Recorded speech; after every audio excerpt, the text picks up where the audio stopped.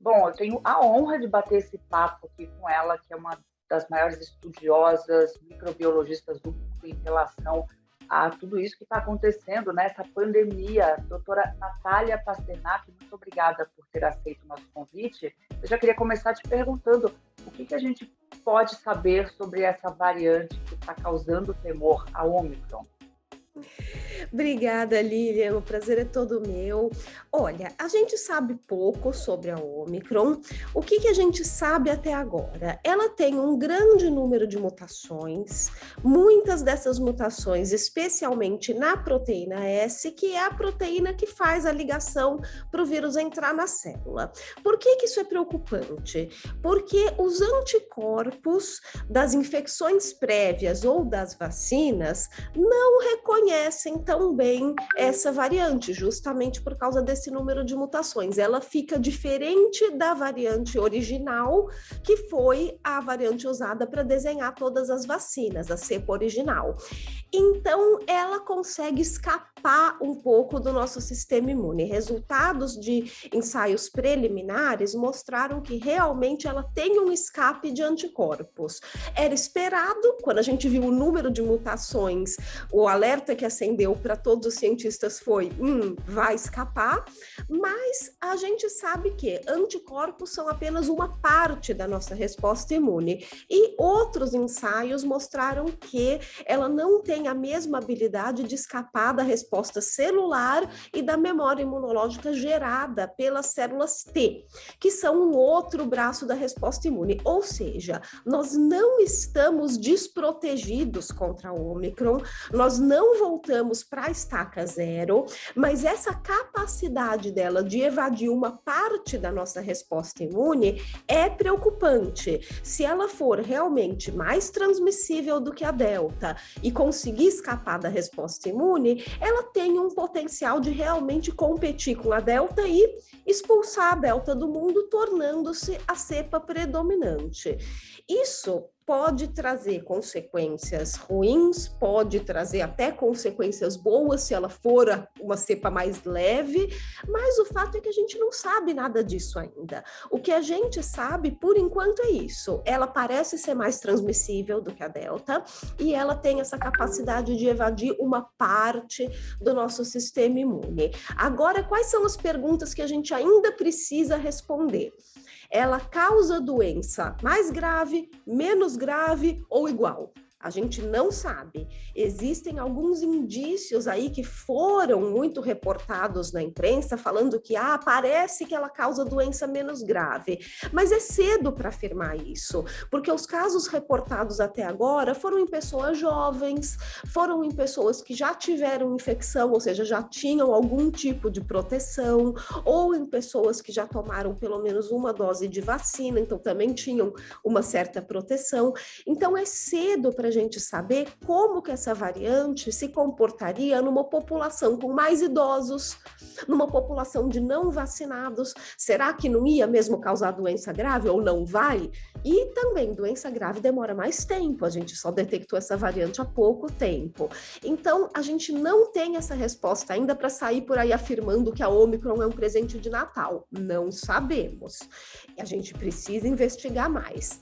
Então, por enquanto, é isso que a gente sabe. A gente sabe pouco, a gente está investigando, né? Os cientistas estão investigando pelo mundo. Vamos ver se nas próximas semanas a gente consegue ter respostas melhores sobre se ela causa realmente doença grave ou não, se ela desbanca a Delta e se torna a cepa predominante e o que isso quer dizer para a gente. Agora, o surgimento dela também é intrigante e mostra a força da vacinação, a necessidade cada vez maior da vacinação, porque surgiu na África, né, um local, um continente em que a população tem aí uma taxa de vacinação muito baixa, não é, doutora? Sim, Lilian, isso é que é o mais preocupante, principalmente porque uma das boas notícias desses ensaios preliminares sobre a Ômicron é que uma terceira dose da vacina, a dose de reforço, parece funcionar muito bem contra a Ômicron. Então, ela tem essa perda de capacidade de neutralização, aí as vacinas perderam um pouco da capacidade de neutralizar anticorpos, né? Quer dizer, desculpe, as vacinas perderam um pouco a sua capacidade de nos proteger contra a Omicron por causa da neutralização dos anticorpos, mas uma terceira dose parece ser muito eficiente para nos proteger. Aí a gente fala, que bom, né? Então é só da terceira dose. Mais ou menos, né? Porque tem países que não estão conseguindo dar nem a primeira e a segunda. Então é nisso que a gente tem que pensar. Se por um lado, ótimo, países que conseguem dar terceira dose, e o Brasil é um deles, o Brasil está vacinando muito bem, consegue dar terceira dose para a população. Mas e os países que não conseguem? E os países que não conseguiram ainda vacinar nem os seus profissionais de saúde, como é o caso de alguns locais na África, na América Central. Esses países, se eles não conseguirem vacinar, eles correm o risco de se tornar grandes celeiros de variantes, porque quando o vírus circula livremente, ele sofre mutações, e essas mutações podem trazer vantagens para o vírus, gerando então essas variantes de preocupação. Ou seja, enquanto a gente não conseguir um esquema internacional de assistência vacinal para os países mais pobres, a pandemia não acaba. A gente vai ter consistentemente a geração de novas variantes que a gente pode dar um azar. E, de repente, ser uma variante realmente muito mais transmissível, que escapa muito de vacinas. No caso da Omicron, esse escape de vacinas não parece ser tão grande assim. Mas e se aparecer uma que realmente escapa? Então, a gente não pode correr esse risco. A gente precisa de estratégias globais de assistência vacinal para os países mais pobres. Muito se falou, né, doutora, que a pandemia atingiu todos os países, independente de classe social, independente de credo, enfim. Pode ser na Finlândia, pode ser no Brasil, pode ser na África do Sul. Só que a resposta a ela é que revela o poder aquisitivo de cada país. E isso que é o mais injusto. É muito injusto que a África, que é um local tão pobre, acabe pagando o preço com vidas pelo fato de não ter a oportunidade de vacinar sua população. Com certeza, Lilian, e eu acho que há que se pensar também que é muito ingênuo achar que dá para proteger só o meu país. Vou dar terceira dose para todo mundo e meu país vai ficar protegido. Não vai. Se a gente não der assistência para os países pobres, é muito ingênuo acreditar que variantes novas que surjam nesses países pobres não vão chegar nos países ricos. A gente já viu que fechar fronteira não segura vírus. A gente fechou fronteiras no começo, a gente fechou fronteiras no meio, a gente está fechando fronteiras agora. Não vai segurar. O vírus consegue se espalhar, é um mundo globalizado, é um mundo conectado. Então, a gente precisa realmente de estratégias mais inteligentes para lidar com isso, não é? Se a gente não conseguir fazer isso pela questão solidária, então que faça pela questão egoísta mesmo, para proteger os nossos, porque é muita ingenuidade achar que a gente vai conseguir proteger os nossos sem proteger todo mundo. Agora, falando nessa proteção, doutora, a gente está chegando numa fase do ano, final de ano, festas, Réveillon, reuniões familiares, daqui a pouco tem o Carnaval. O que o Brasil precisa fazer para conter essa variante, para conter outras variantes? Primeiro, campanha para deixar claro que a pandemia não acabou. Segundo, passaporte da vacina é uma saída para evitar que cheguem não vacinados e que o Brasil vire o turismo dos não vacinados, como eu ouvi a senhora falando uma vez. Exatamente, Lilian. Acho que a maior preocupação hoje é que o Brasil se torne um destino turístico de antivacinas. Que as pessoas olhem para o Brasil, oba, vamos para o Brasil, lá não tem exigência de vacinação, vamos lá, vai ter carnaval, que festa bonita. Okay.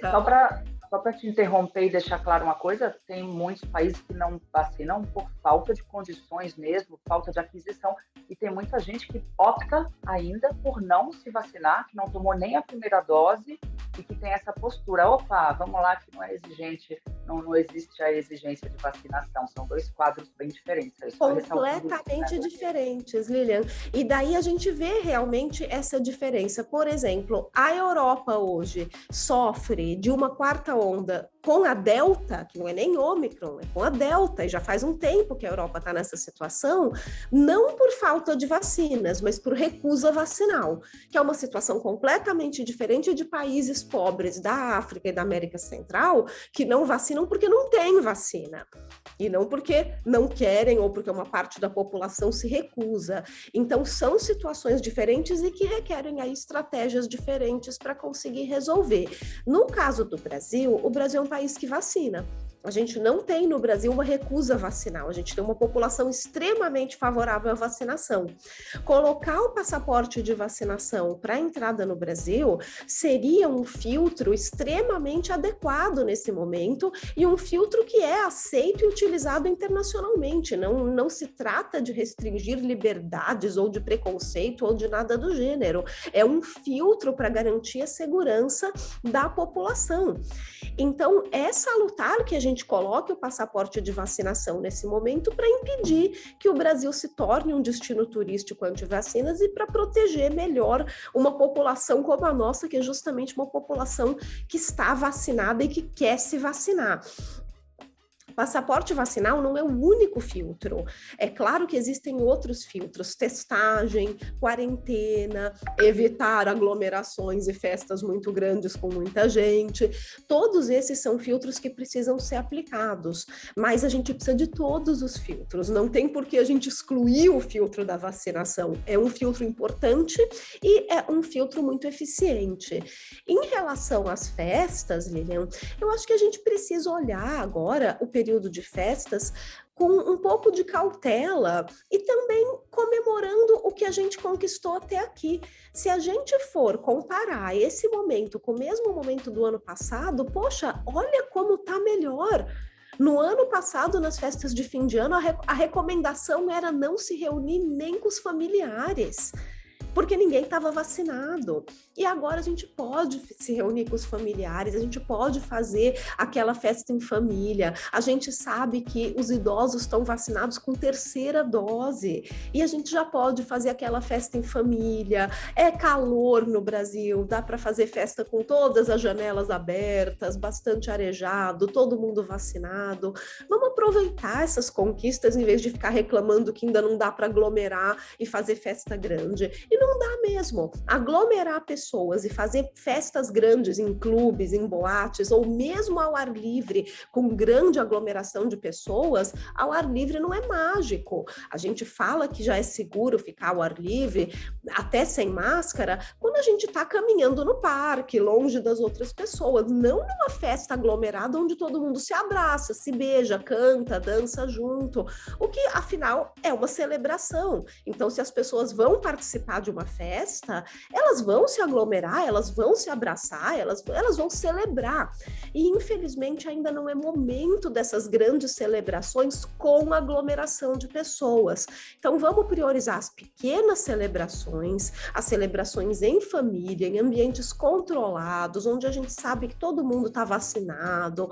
A gente já pode fazer isso e deixar as grandes celebrações, as grandes festas, vamos fazê-las esperarem mais um pouquinho. É um momento de cautela. Ok, doutora, muito obrigada por essa entrevista e pelos esclarecimentos, viu? Obrigada a vocês, Lilian, foi um prazer. Agora, tem uma perguntinha que eu sempre faço no fim da entrevista para um outro veículo, que é a Rolling Stone. Não sei se a senhora pode falar. Vamos lá. O que toca na playlist. Eu geralmente pergunto se tem alguma banda, isso vai um conteúdo separado, tá? Para o story da Rolling Stone. O que toca na sua playlist? Que banda, que música para um momento, para a tua vida? O que você tem a dizer para a gente de música? O que conquista Natália Pasternak? Olha, eu acho que uma música que sempre fica na minha cabeça, sempre esteve na minha cabeça durante a pandemia, foi Filadélfia, do Bruce Springsteen. Porque eu acho que reflete bastante, né? A gente passou pela pandemia de AIDS e agora a AIDS ainda é um problema, mas a música foi feita numa época, né, onde o filme tentava retratar lá o início da pandemia de AIDS no mundo e todos os problemas, inclusive sociais, que ela trouxe. E eu acho que reflete bastante a situação que a gente vive hoje em dia, que daqui a pouco, com certeza, vai ter filmes e músicas sobre Covid também. Com certeza. Obrigada, viu, doutora, por essa entrevista. Ótima dica. Vou ouvir Filadélfia novamente. Tchau. Um abraço para o André. Obrigada, gente. Tchau. Bom Tchau. trabalho.